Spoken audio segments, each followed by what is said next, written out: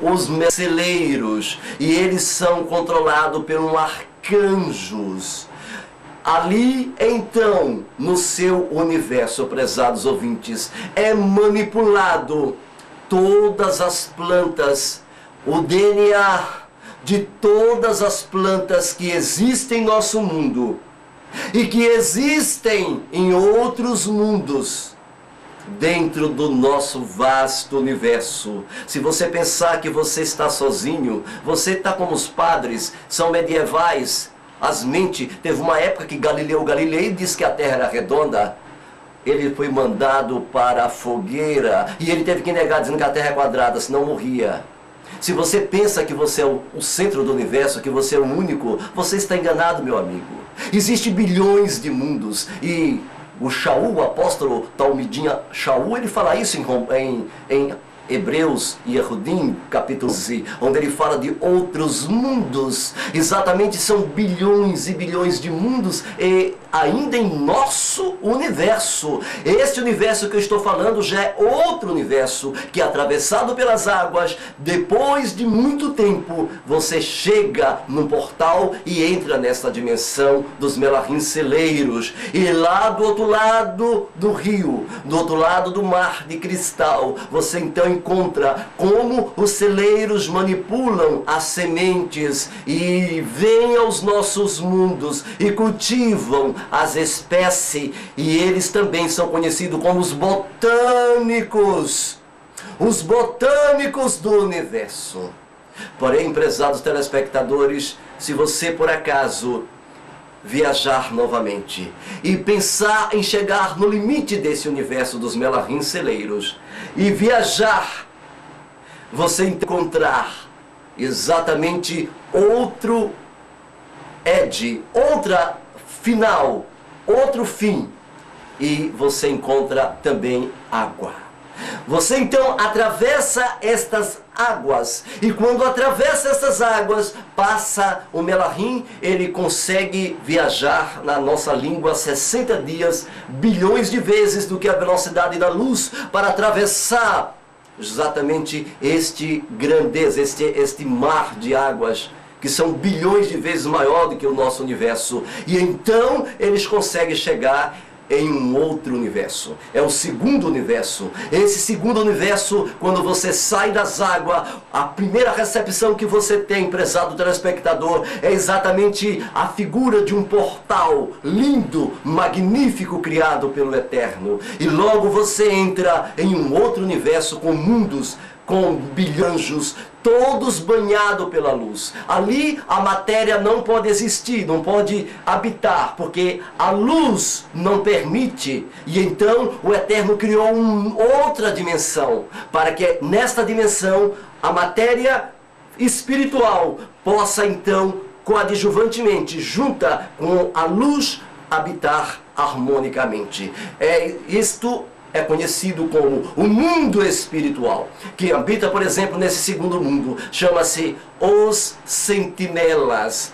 Estes sentinelas, estes que são chamados em nosso planeta anjos da guarda. São esses que vêm a serviço dos mundos do Tsitsum, ou seja, dos mundos físicos, entre estes o nosso. São eles que estão diariamente com o homem, que ajudam, que aconselha, que permite o Eterno ajudar em sua missão. Está escrito lá exatamente onde o salmista Davi disse: o Melahim do Eterno acampa-se ao redor dos que o temem e os livra. Exatamente, os sentinelas ali vivem. São bilhões e bilhões de Melahims em mundos ali espalhados com maravilhas que é indescritível a linguagem humana. Mas se nós adentrarmos e conseguirmos viajar adiante, nós vamos novamente encontrar o final deste universo e vamos então entrar em um terceiro universo. Esse terceiro universo é interessante. É conhecido pelos profetas, por Yeshua e pelos discípulos, pelos talmidinhos e também por tantos profetas, pelos naviinhos, com o nome de Sheol.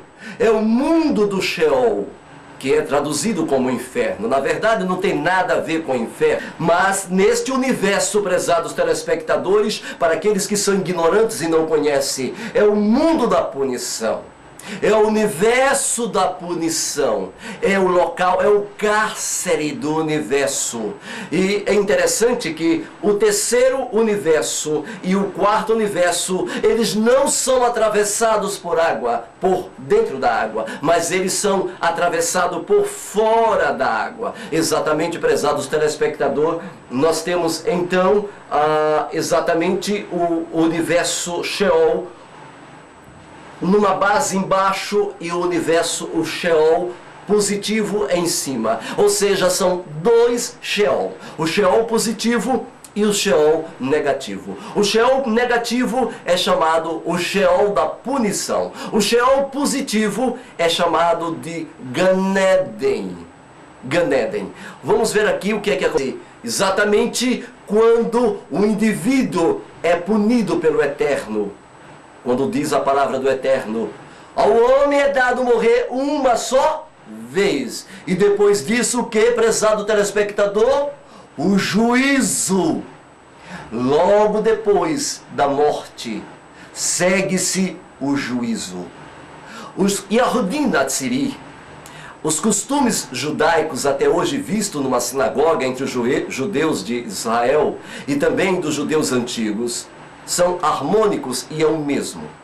A igreja romana, a igreja católica, ela copiou muitas destas coisas, ainda quando havia uma ligação, um elo que o ligava antes de Constantino.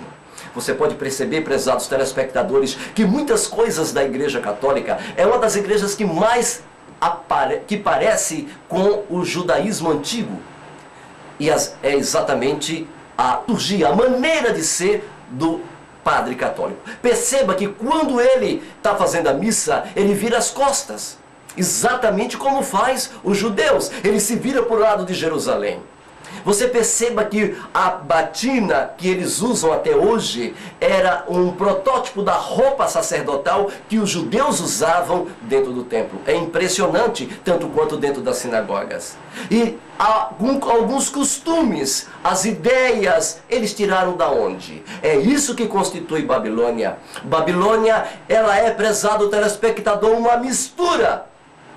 Babilônia é uma mistura, ela pega exatamente aquilo que é verdadeiro e mistura. Quando você ouve aquela coisa, você diz, ué, mas isso não é de Babilônia? Isso não é da Igreja Católica? Não, prezados ouvintes, isso não é da Igreja Católica, é igual dos judeus. Pegou do Machia, pegou de lá, eles vieram de lá de dentro, depois se transformaram em cristianismo. E então eles acloparam, mesclaram doutrinas, porque Satanás, ele não consegue te fisgar se ele por acaso não mesclar a verdade com o erro. Ele tem que ter uma isca para te atrair. Por isso eu sempre tenho dito, todas as igrejas têm verdades. Se você for na igreja pentecostal, assembleia, batista, presbiteriana, elas têm verdades lá dentro. Tem. Se você for na igreja testemunha de Jeová, ela tem verdades lá dentro. Tem verdades. Se você for nos adventistas do sétimo dia, eles também têm verdades lá dentro. Com certeza, eles têm um sábado, uma alimentação. Tem muitas vezes lá dentro. Se você for entre os católicos, eles também têm verdade lá dentro. Mas escuta, tem mentira! Está misturado!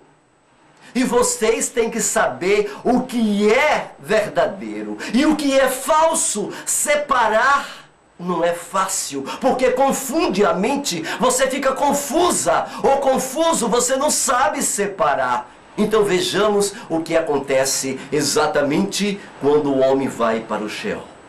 Quando você, então, depois da morte, o corpo, ele volta, prezados ouvintes e telespectadores, para o pó. Mas Eclesiastes 12:7 diz o quê? Que o espírito, a palavra espírito ali, prezados telespectadores, significa Neshama. A sua Neshama volta, Elohim que o deu. E está escrito isso na palavra. O juízo, depois a Neshama volta para o eterno. E então o seu corpo volta para o pó. E então se cumpre o que está escrito em Eclesiastes 9, 5, 6. Amor, inveja, ódio para eles aqui nesta dimensão. Não mais ele tem participação de coisa alguma do que se faz debaixo do sol. Então, a sua memória, o seu corpo jaz no esquecimento. Ele está dormindo, já é pó. Porém, a sua Neshama não. A sua Neshama continua. E fica 7 dias aqui na terra. E então, depois de 7 dias, são leis criadas pelo Eterno, pelo Elohim. Então ele vai para o universo da punição. E você, prezado telespectador, tem que saber disso. Você então vai para o universo da punição, aonde você vai para o Sheol. Se você, conforme tuas obras, ou tu vai para o Sheol ruim, ou tu vai para o Sheol bom, que é o Gan Eden. E lá no Sheol ruim é o universo e o local em que é punidos ímpios.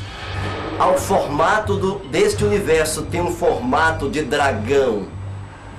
É controlado pelo Melahim, um arcanjo chamado Urimiel.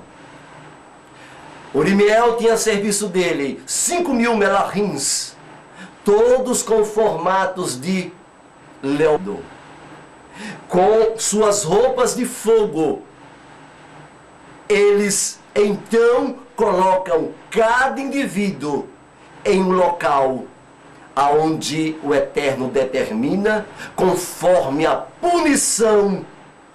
E é isto que acontece logo seguindo o juízo, logo após a morte.